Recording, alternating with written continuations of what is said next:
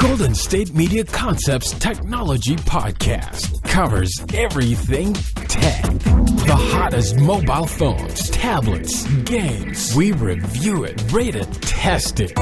Whether you're Microsoft or Apple, Android or iPhone, we'll give it to you again. Black and white. The Golden State Media Concepts Technology Podcast.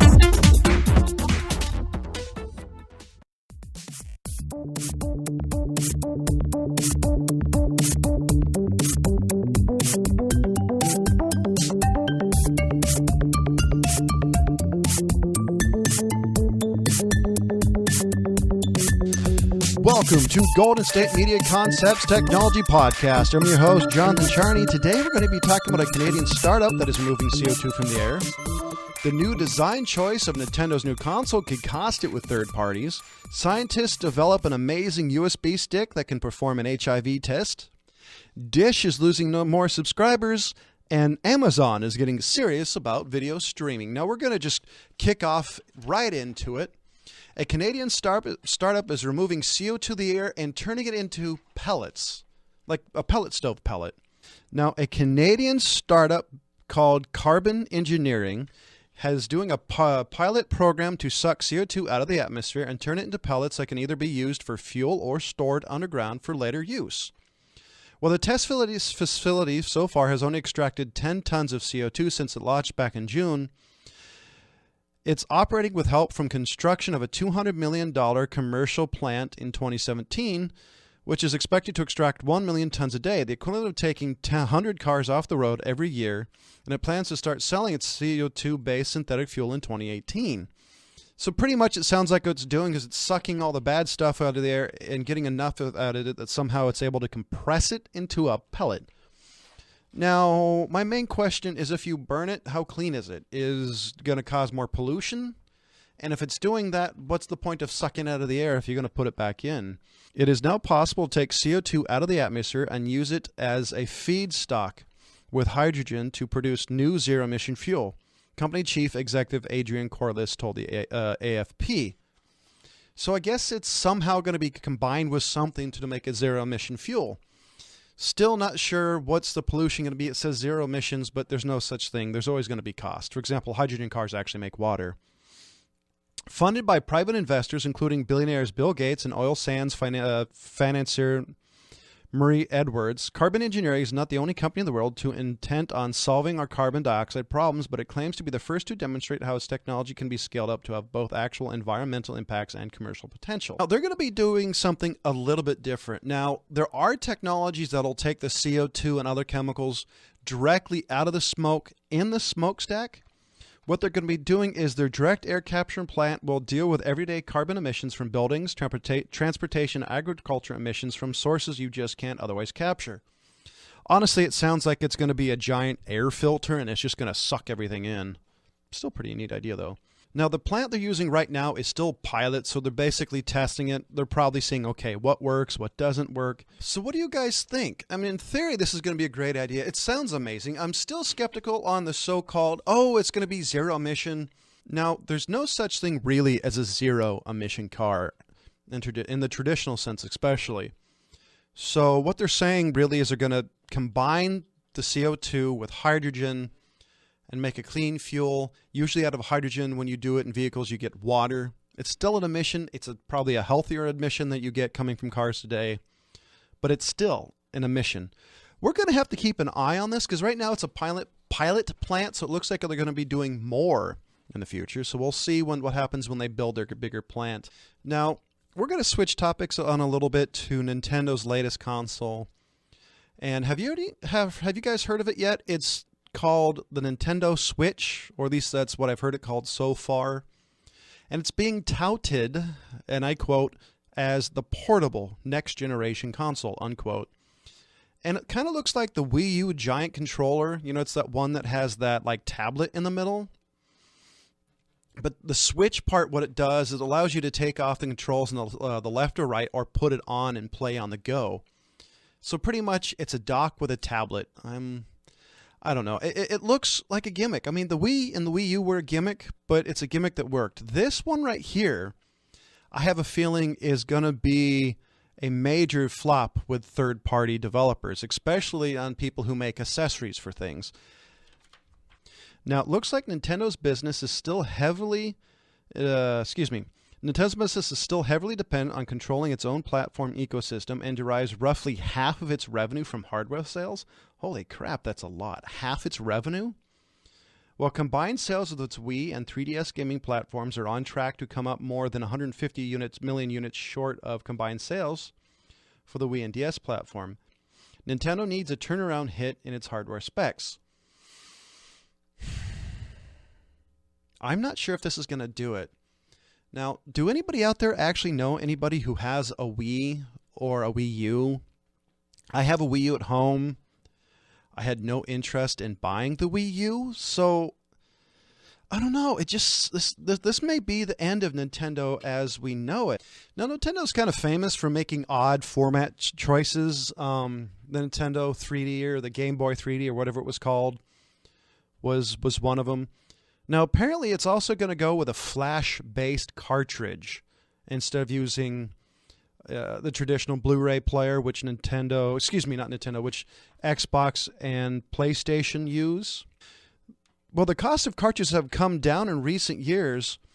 They still cost more than optical disc, which means that releasing games on the Switch could be less profitable than on other consoles. Given the importance of minimizing piracy and Nintendo's history of using its own formats for consoles, it's likely that the system will use a proprietary variant of flash cartridge technology that can make a move that would probably add expense. If Nintendo can't keep the cost of cartridges low for publishers, the company could once again find its gaming hardware without third-party support.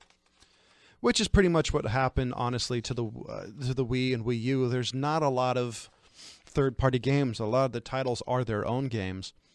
More troubling than the use of the cartridges is what the Switch status as a console handheld hybrid suggests. In an era where big publishers are counting on the benefit of high-end margin digital sales to recoup development costs and drive profits, both PS4 and Xbox One ships in versions featuring 500 gigabyte and 1 terabyte hard drives, which substantial storage space needed to accumulate large file size of today's games.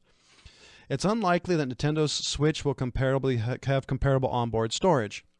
Pretty much, you're going to have a portable console with less storage. I mean, I'm not really surprised, to be completely honest. I really don't get the point of this. I actually think it's going to be a flop. Nintendo, if you're out there, I have a suggestion.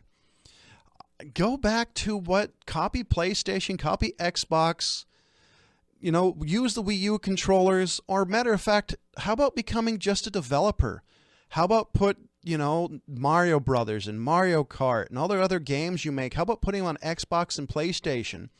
How about a PlayStation or Xbox-based Pokemon game, or at least an actual Pokemon game that doesn't require you to walk around like Pokemon Go? There's so much more you can do. Look at Sega. Sega is still around solely based on the fact that they realized their consoles were not going to make it and compete against the Xbox and PlayStation. And whether you want to admit it, PlayStation and Xbox are king until one of them say, hey, this costs too much. Which, by the way, they won't. Because even if you don't buy the game when you buy the console, there's still so much more you can do with it. You've got a Blu-ray player. You've got a portable streaming device. You can access Netflix and Hulu. Xbox lets you watch TV through it using an extra HDMI cable. So what are you going to do, Sony, to compete against it? Because obviously, using a proprietary flash-based storage ain't going to get you anywhere. It's going to be ridiculously expensive. You're only going to have first-party games, because I doubt you're going to see other games for it, because there's already not a lot of ones that I know of for the Wii U. I think there's Call of Duty on the Wii and Wii U, but how easy can it actually be to play? The first thing I always wanted to do when I bought the Wii or the Wii U, if I bought a Wii or Wii U, would to get the standard controllers and ditch the stupid wand and nunchuck thing. I just don't get it. No, granted, maybe I'm just an old guy and don't really get the point of it, but it's just not fun to me. I don't understand why they want to use this weird controller. And by the way, Microsoft and PlayStation counting their cameras as a controller or their movement controllers, it's going to be a flop. I mean, the only reason why I think they're going to do it now is going to be for the VR. And for VR, maybe that's a lot handier but it sure is awful to use. I just don't get it. And I think it's going to be a major letdown. I would be happier if there was a Pokemon game, PlayStation. Matter of fact, if there's a Zelda game for the Xbox. I'm saying what you should do, ditch your console, make a 4K Link game. A 4K Zelda game, or this amazing, beautiful Technicolor Rainbow Mario game. There's so much more you could do. Ditch your freaking console. Or, I don't know, how about do something for me in my generation? How about remake the NES?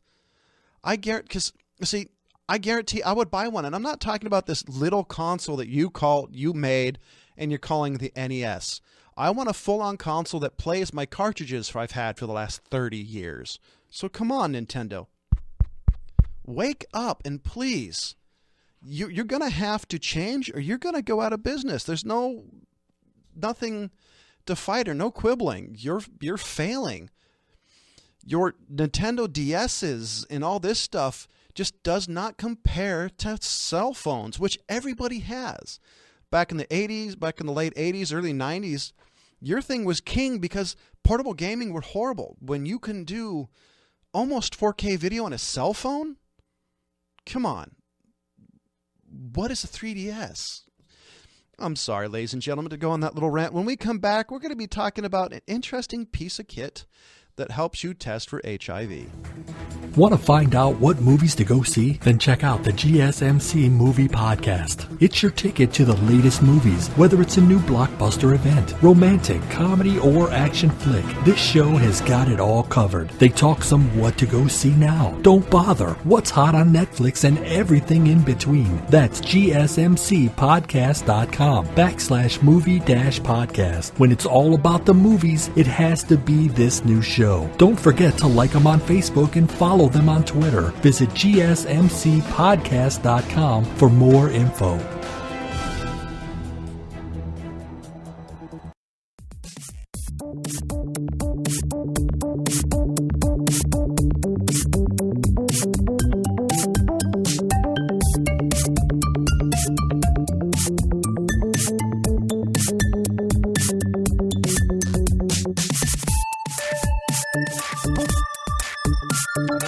Thing we're going to be talking about is incredibly important, especially in places where AIDS and HIV run rampant. When it comes to an HIV test, a drop of blood on USB stick may be all patients need in the near future. Scientists at the Imperial College in London developed a device that helped, with help of the medical testing company, DNA Electronics, that detects HIV's levels in the bloodstream and creates a signal that can be read using a computer or handheld gadget. This disposable testing units could be used to help HIV patients monitor the treatment as well as improve how doctors manage the virus in remote locations. Now, my first thought on this is on remote locations where honestly HIV tests are hard and long drawn out. You could test people by plugging something in, doing a few things, and boom, okay, this is what you got to do. Because honestly, education is key. If somebody has HIV, you have to tell them because they're going to have to do certain steps to help themselves. This is amazing. I'm generally thrilled. If this can help the community, the AIDS community, and people from getting the disease, this is amazing. And I know you can't tell how excited I am, but trust me, this is amazing. The compact device monitors the amount of the HIV virus that's present in the patient's bloodstream, a measurement that is essential in keeping tabs on how effective treatment is in battling the virus. Monitoring the amount of virus that's present in the bloodstream can let doctors know if a patient stopped taking their medicine or if the current course of action has stopped working. Researchers are also hoping the technology can be used to test for hepatitis and other viruses. See, this is also another amazing thing. I keep saying amazing, but I'm still Godsmacked you can do this. If you can test for AIDS and Ebola, hepatitis, imagine what you can test in early stages of diseases. Because, ladies and gentlemen, as everybody knows, is the earlier you get it, the faster it's going to become. Now, imagine if somehow they can do this and detect cancer.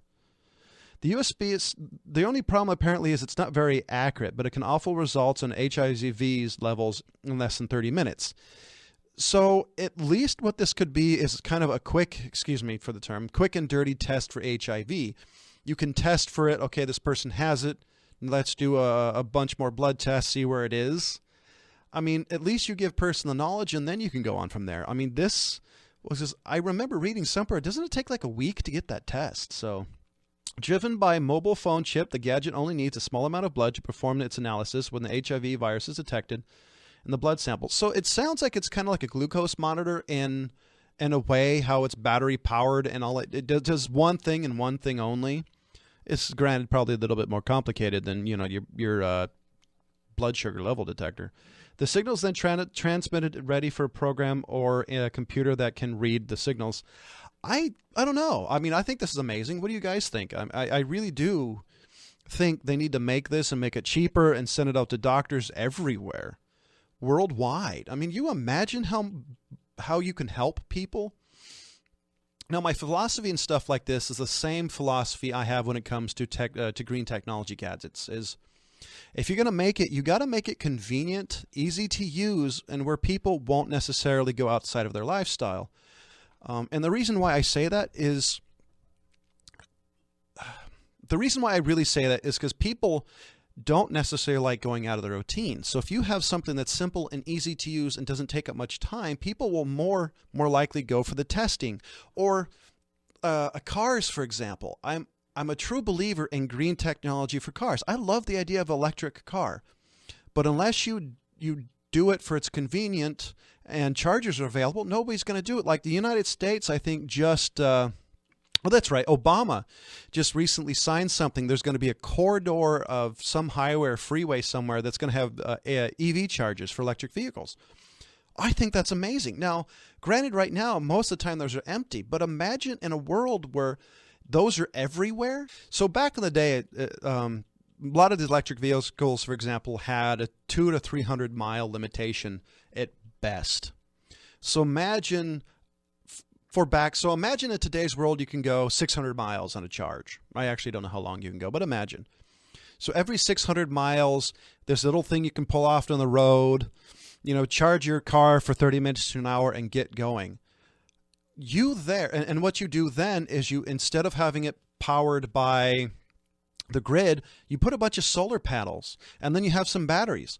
It's completely off the grid. You're charging people. You're less carbon in the atmosphere, and it's not that inconvenient. I mean, somebody could grab, you could do a picnic, have benches, have vending machines. You're not affecting people's lifestyles, and that's honestly what green technology should be about. I do know some people in the past who have been friends of mine that don't mind going out of their way and being inconvenienced by green technology. Me, on the other hand, my life is so driven by having to be places at certain times, and I don't have the time to go out of my way. I'm not necessarily using green technology because right now it doesn't match my lifestyle. Now, this would totally match my lifestyle. I could adjust what I'm doing so I can say, okay, we're going to stop here for an hour and let's grab a few snacks, toss the ball with a kid type of thing. This is amazing. Now, the other thing I would say with green technology, and we talked about this before, is green housing. Now, imagine an era where you can have housing tracts that are completely powered by solar panels. Now, I've recently read an announcement. I apologize because I don't remember actually where I read it, where a company is producing like composite tiles that are actual solar panels. Imagine that. Instead of having these giant solar panels on your roof, if your whole roof was a solar panel. They've had stuff like this before, and I don't think the company that originally did it is around, or maybe there's a bunch of them, but imagine that. Imagine a whole housing project that instead of being connected by the grid, each one has its own solar panel. They have community batteries. You have a whole area that's not even on the grid, that's powered by itself. Matter of fact, they could sell it back to AT&T or, Ma and Pa Kettle Electric Company, for example. It's a great future. I love green technology, but like I said, the key thing is it cannot take people out of their lifestyle. People don't like being inconvenienced. Is it bad? I don't know. You and I could make an argument how that's bad. Personally, I find it kind of annoying that I got to go out of my routine, even a little bit. And I know life is kind of like, well, you got to go with the flow. I guarantee if they did what I'm talking about, you wouldn't even notice it. You wouldn't be inconvenienced. You wouldn't be irritated. Matter of fact, the only time you'd probably notice something was wrong was maybe when a battery blows up in the communal banks somewhere.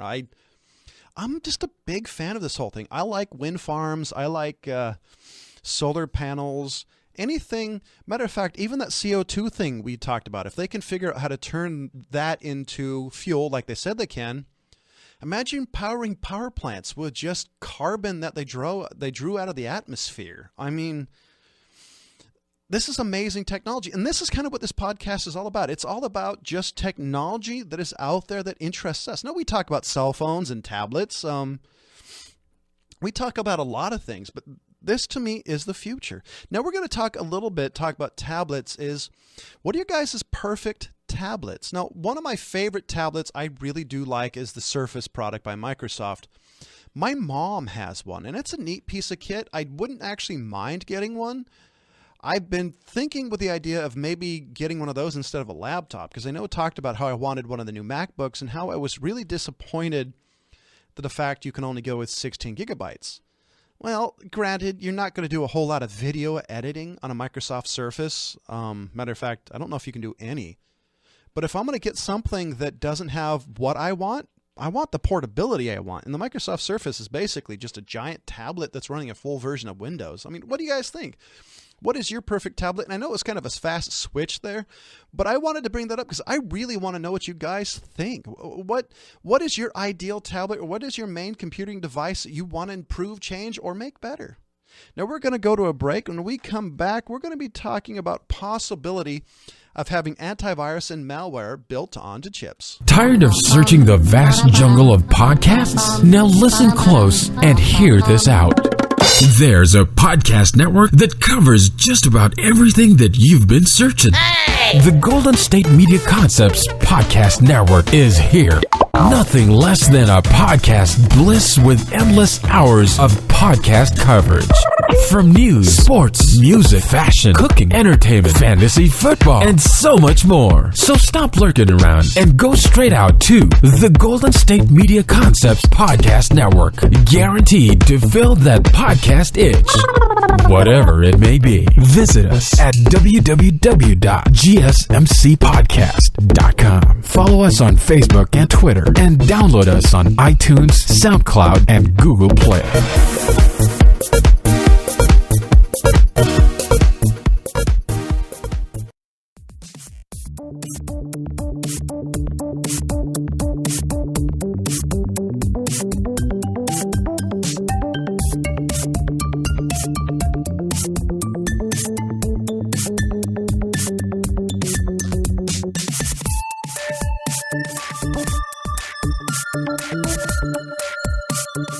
And welcome back.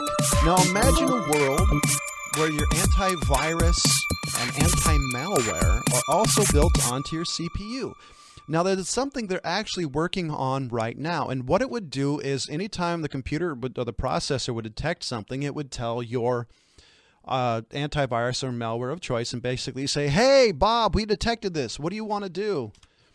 Now, the research is underway to develop the process which can help sniff out viruses and providing another line of defense against malware aside from traditional antiviruses. The project, which is partnership between researchers at Binghamton University and UC Riverside in the U.S., has a research grant of $275,000, roughly around 220 pounds for our European listeners. Now, if the processor picks up anything which might deem suspicious, it can either alert the security software on the PC or it can investigate itself. Like I said in the beginning, I think what it's probably going to do is it's going to go with the software. I'm a little iffy of having my CPU flashed because I'm not quite sure how you would actually upgrade the software. I guess in theory you could have like an SSD or something built onto the motherboard that it would store definitions in. Something just seems a little fishy with me on that. I don't know. I don't need a virus to nuke my antivirus, especially when it's attached to my motherboard. The processor apparently used low-complexity machine learning to better hone its efforts in terms of attempting to spot malicious attack activity. I don't know. This whole thing is interesting. I want to see how well it works, but let's just say I'm a tad bit of a skeptic. I mean, I've heard of stuff like this before. This is the first time I've ever heard of them trying to attach it to a processor. I've heard of routers and switches and stuff having firewalls and having those firewalls detect viruses and malware. The other question, is this going to be like an Intel CPU or is it going to be an additional thing? Now, it doesn't say in the report I read, and maybe it's deeper in it than I really saw. Now, I'm thinking, I don't know, part of me thinking it would have to be an add-on chip. Would Intel be okay with somebody messing around with one of their processors and doing that? I don't know. I think this is going to be an add-on chip, and if it is, hey, I'm cool for it. I'd love to see it work. Anytime I can help my friends or my parents actually fight off malware. God knows, with a lot of people don't update their antivirus, because I do know people that don't have internet. So the only time they're able to go to the internet is when they go to the coffee shop, and so what they normally do is they turn off all the updates, because as soon as they get connected to the internet, their hardware, whether it's their phone or laptop or tablet, is downloading like 300 gigabytes worth of updates. So a lot of people I know who do that just turn that off. They don't care. However, if the processor can actually detect malware by learning about it and by basic definitions, I'm all for it, because honestly, that's less work I have to do and less time I have to spend fixing it. And I know it may seem a little selfish, but when I have somebody's only way to access the internet and their only source of computing, I want to get that done as fast as I can. And like I've told you guys before, it's literally taking me weeks of hours or two, of spending an hour or two a day trying to fix somebody's computer. I mean, it's not always the easiest thing, especially when they don't want you to reformat and start over. So now, Dish has recently lost 116,000 TV subscribers last quarter, and that's not particularly surprising. As time goes on, a lot of the satellite providers' prices have gone up. Not as much as cable, I think, but it's still expensive. I mean, if you want all the packages, I bet you could be easily spending $200 or $300 a month just on television. Now, they do have Sling TV, which is an additional thing they do that lets you kind of watch live TV and other things. I'm actually going to be testing out this December. So according to Dish's latest earning calls, the company lost 116,000 paid TV subscribers last quarter, including additions to Sling's overall subscriber base. That said, the 116,000 loss was actually less than the 142,000 Wall Street analysts expected. Now that's bad when you have Wall Street saying, hey, you guys are going to lose this much. While many departures are thanks to cord cutters fleeing elsewhere and increasing streaming competitors, Dish tried to claim that stricter consumer acquisitions policy and increased focus on acquiring higher quality subscribers were blamed for the decline. It's marketing speak, so that we're trying to do something different. I think it's because of the fact people like me are tired of spending $200 or $300 a month on television when we only have a couple of hours to watch it. Why do that when you can subscribe to Netflix for like $12 a month, or Hulu or Amazon Prime Video for $99, and then you get free shipping with Amazon? But when people just don't have a lot of time, I can spend $10 and watch 2 hours worth of video content, and I'm happy. I mean, granted, I don't have local channels because where I live, over-the-air TV doesn't work that well. But, there's always ways around everything. I just don't get the point at this point of spending so much money on television. Now, Dish has also lost a net of 20,000 satellite broadband subscribers during the third quarter. Now, let me talk a little bit about satellite broadband. It's a joke. Around here, there's HughesNet and a few other places. Now, a lot of the problem with satellite broadband is it's slow and the latency is insane. And the other thing, a lot of them have caps. There's providers